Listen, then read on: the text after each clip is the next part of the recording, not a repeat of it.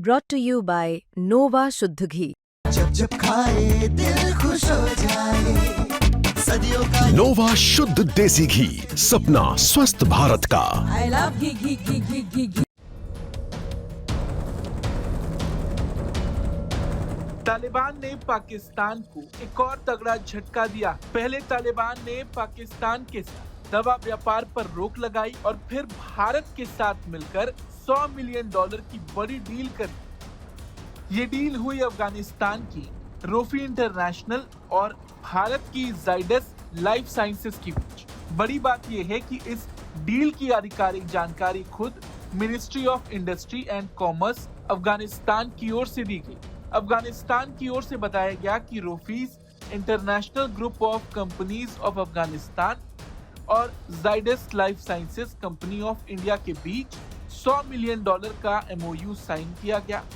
ये समझौता दुबई में अफगान कॉन्सुलेट के मुख्यालय पर वहां मौजूद अफगानिस्तान के एम्बेसडर और जनरल काउंसिल की मौजूदगी में हुआ। जाइडस को अफगानिस्तान ने भारत की प्रमुख जॉइंट स्टॉक फार्मा कंपनियों में से एक बताया। अफगानिस्तान की ओर से दी गई जानकारी में साफ बताया गया कि ये भारतीय कंपनी पहले चरण में अपनी दवाएं अफगानिस्तान एक्सपोर्ट करेगी और कुछ समय बाद अफगानिस्तान में अपना प्रतिनिधि कार्यालय स्थापित करेगी। अफगानिस्तान को दवाओं के उत्पादन के लिए तकनीकी डेटा का ट्रांसफर शुरू हो चुका है। ये सब ऐसे वक्त में हुआ जब कुछ दिन पहले ही अफगानिस्तान के वाणिज्य मंत्री अलहाज नूरुद्दीन भारत दौरे पर थे। भारत के आधिकारिक निमंत्रण पर वो दिल्ली यात्रा पर आए थे।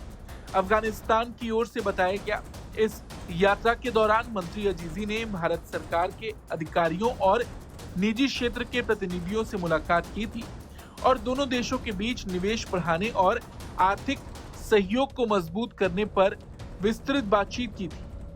अच्छा, आपको ये भी बता दें कि ये सब कुछ ऐसे वक्त पर हुआ जब तालिबान प्रशासन ने हाल ही में पाकिस्तान के साथ दवा व्यापार पर रोक लगाई थी और अफगान कंपनियों को 3 महीने में पाकिस्तान के साथ फार्मा ट्रेड खत्म करने का आदेश दिया था। और ऐसा इसलिए किया गया था क्योंकि पाकिस्तान और तालिबान के बीच इस वक्त तनाव चरम पर है। पिछले कुछ महीनों में दोनों देशों के बीच कई बार खूनी झड़प हो चुकी है। तो ऐसे में अफगानिस्तान ने पाकिस्तान से अपनी निर्भरता कम करने के लिए ये कदम उठाया।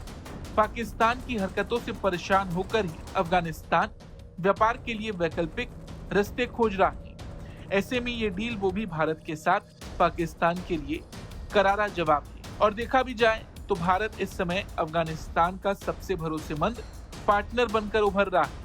भारत यात्रा के दौरान अफगानिस्तान के मंत्री अजीजी ने कहा था कि अफगानिस्तान पूरी तरह व्यापार के लिए खुला है और भारत की कंपनियों व डिप्लोमेट्स को काबुल में पूरी सुरक्षा दी जाएगी।